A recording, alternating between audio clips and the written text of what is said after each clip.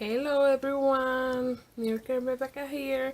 Sorry for the messy desk. This is the after. This is done. And this video is about how I did all these. And I hope you like it. And it's very easy. Gesso at first, then I put some color on it, then I put some paper. Then I spray a little bit more, and then I do the drawing, and then I color it.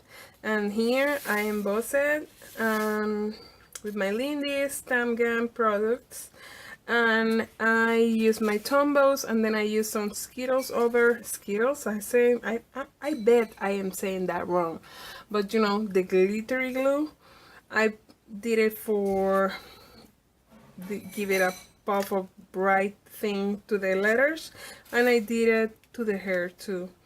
So I hope you like it, and I'll be back with another video later. Bye.